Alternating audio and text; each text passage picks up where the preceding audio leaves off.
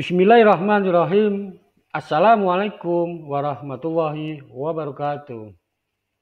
Salam sejahtera bagi kita semua. Selamat pagi anak-anakku. Bagaimana kabar kalian semua? Sehat, kuat, cerdas, berakhlak. Bagaimana anak-anakku yang baik yang dirahmati oleh Allah? Untuk kegiatan pembelajaran pada pagi hari ini, kita akan belajar pemrograman berorientasi objek. Yang mana pada tujuan pembelajaran kita hari ini adalah memahami konsep dasar pemrograman berorientasi objek, mengenal dan menguasai penggunaan HTML, CSS, dan JavaScript di dalam pengembangan web, mampu membuat situs web sederhana yang interaktif dengan menggunakan OOP ataupun Object Oriented Programming. Untuk pembahasan materi kita pada pagi hari ini, kita akan membahas OOP, Object Oriented Programming, Web, HTML, CSS, dan JavaScript. Apa itu pemrograman berorientasi objek ataupun OOP? OOP merupakan paradigma pemrograman yang menggunakan objek untuk menyelesaikan masalah.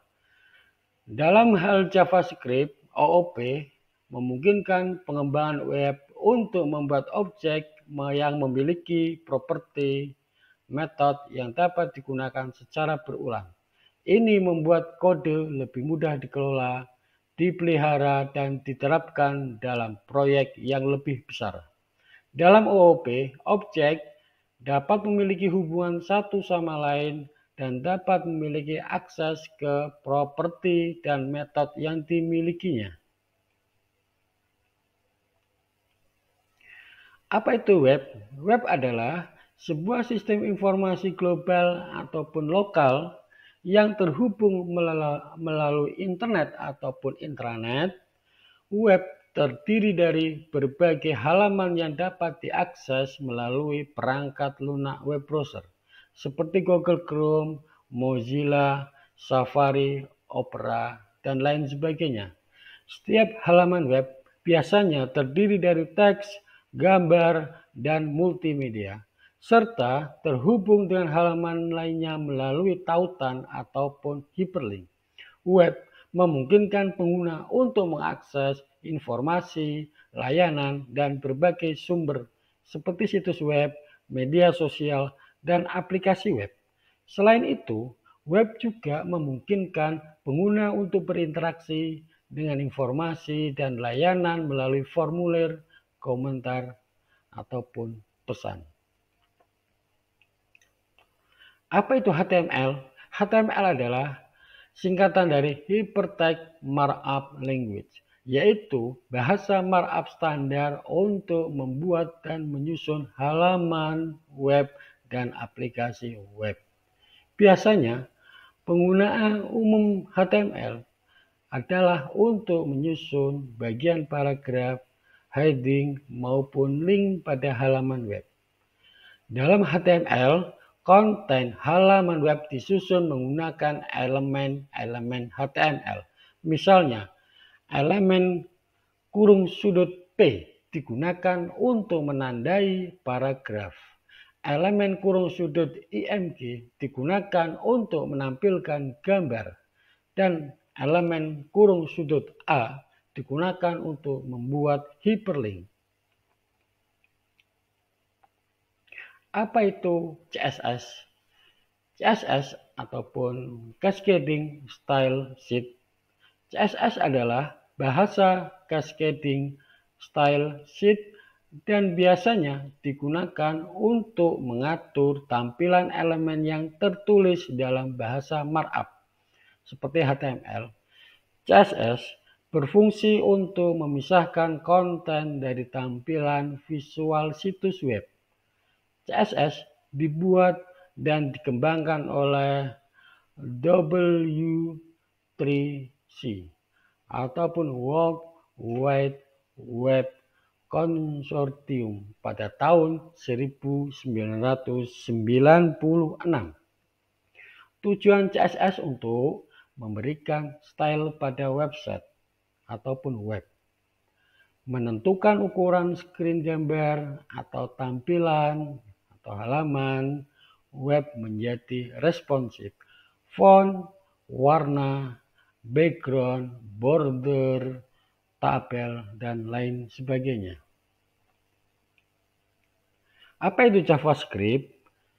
JavaScript adalah bahasa pemrograman yang digunakan dalam pengembangan website agar lebih dinamis dan interaktif.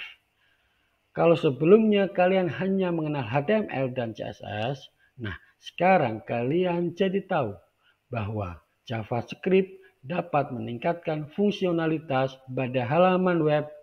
Bahkan dengan JavaScript ini kalian bisa membuat aplikasi, tool, ataupun game pada web. JavaScript atau kita singkat menjadi JS merupakan bahasa pemrograman jenis interpreter, sehingga kalian tidak memerlukan compiler ataupun untuk menjalankannya. JavaScript memiliki fitur-fitur seperti berorientasi objek, client-side, high-level programming. Baik anak-anakku yang baik, sekarang kita akan mengimplementasikan, mengkolaborasikan HTML dan CSS. Kalian bisa lihat pada tayangan berikut. Di situ terlihat sebuah tag ataupun coding ataupun source code, yang mana source code tersebut merupakan gabungan antara HTML dan CSS. Gabungan antara HTML dan CSS ataupun kolaborasi antara HTML dan CSS itu akan menghasilkan gambar di sebelah kanannya, yaitu akan menghasilkan tampilan galeri foto ataupun galeri gambar. Sehingga sangat menarik sekali kalau kita belajar HTML dan CSS dapat menampilkan halaman galeri foto tersebut. Sehingga kita dapat simpulkan atau kita dapat merangkuman bahwa HTML itu dapat digunakan membangun struktur website, mengontrol layout, dasar untuk membangun website, heading, paragraf, list, IMG, background, tabel, dan lain-lain. CSS memberikan style pada website, menentukan ukuran layar atau screen, halaman, web, ataupun website menjadi lebih responsif. Warna, font, background, border, tabel, dan lain sebagainya. JavaScript untuk menambahkan interaktif pada website ataupun web, mengatur fungsi dan fitur website atau web, menjalankan kode-kode untuk fungsionalitas website, interaktif user, pop-up, widget, konten dinamis.